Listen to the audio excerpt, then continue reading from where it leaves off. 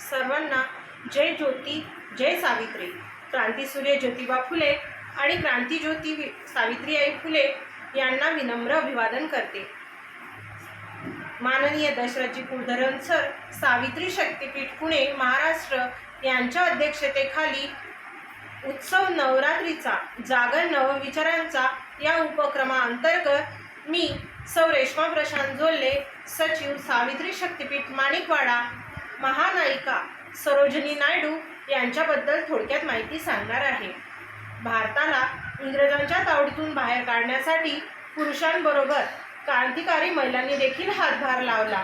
स्वातंत्र्य लढ्यात मोलाची कामगिरी बजावली आहे.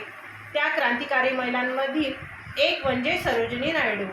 सरोजिनी नायडू यांचा जन्म 13 फेब्रुवारी 1879 रोजी हैदराबाद येथील एका बंगाली कुटुंबात झाला.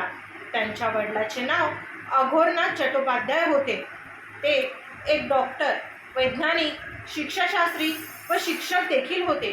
त्यांच्या आईचे नाव वरदा सुंदरी देवी होते. त्या एक उत्तम कवयित्री होत्या. सरोजिनी नायडू या 8 भावंडे होती. या त्यांच्यामधील सर्वात मोठ्या होत्या. त्यांना लहानपणापासूनच लिखाणाची आवड होती. द गोल्डन थ्रेशोल्ड हा त्यांचा पहिला काव्यसंग्रह प्रकाशित झाला. सरोजिनी नायडू या अत्यंत हुशार होत्या. त्यांना उर्दू, तेलुगू, इंग्लिश, फारसी व बांगला या भाषांचे चांगले ज्ञान त्यांना होते. त्यांनी वयाच्या 12व्या वर्षी मॅट्रिक परीक्षा उत्तीर्ण केली. त्यांच्या वडिलांची इच्छा होती की त्यांनी गणितज्ञ किंवा वैज्ञानिक व्हावे, परंतु त्यांना लिखाणाची आवड असल्याने त्या लिखाण करून लोकांना प्रभावित करीत. हैदराबादचे निजामसुद्धा त्यांच्या लिखाणाने प्रभावित होऊन त्यांना शिष्यवृत्ती जाहीर केली. त्यामुळे त्या उच्च शिक्षणासाठी विदेशात जाऊ शकल्या. वयाच्या 16व्या वर्षी त्यांनी लंडन येथील किंग्सफोर्ड कॉलेजमध्ये प्रवेश घेतला. त्यानंतर केम्ब्रिज ब्रिटन कॉलेजमधून त्यांनी शिक्षण प्राप्त केले. सरोजिनी नायडू इंग्लंडमध्ये शिक्षण घेत असताना त्यांची ओळख प्रजापती गोविंदराजलू नायडू यांच्याशी झाली आणि शिक्षण पूर्ण झाल्यानंतर वयाच्या 19व्या वर्षी त्यांच्या प्रेमाचे रूपांतर विवाहात झाले. त्या काळी आंतरजातीय विवाह करणे हे गुन्ह्यापेक्षा कमी नव्हते, परंतु सरोजिनीच्या वडिलांनी लोकांची चिंता न करता मद्रास येथे ब्राह्मण मॅरेज ॲक्टनुसार त्यांचा विवाह लावून दिला. विवाहानंतर त्यांना 4 अपत्ये झाली.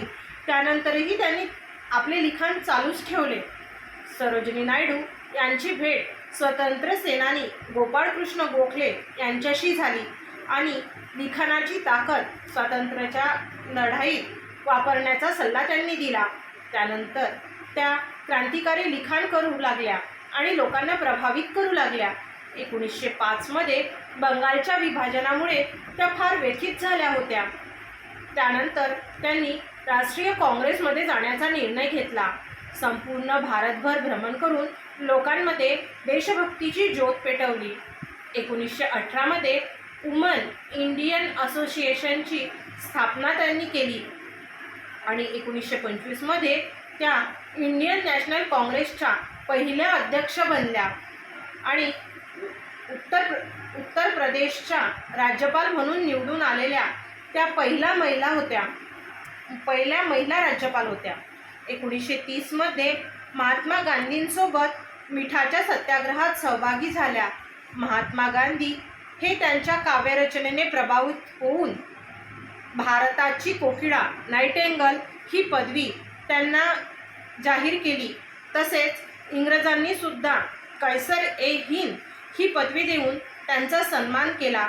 अशा या महानायिका सरोजिनी नायडू यांचा 3 मार्च 1949 मध्ये हृदयविकाराच्या झटक्याने मृत्यू झाला.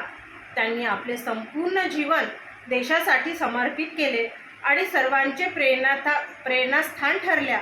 त्यामुळे भारत सरकारने त्यांच्या जयंतीनिमित्त 13 फेब्रुवारी 1964ला त्यांच्या सन्मानार्थ 15 पैशाचे तिकीट प्रकाशित केले. अशा या महानायिकेला माझा मानाचा मुजरा. जय ज्योती, जय सावित्री, जय सावता. धन्यवाद.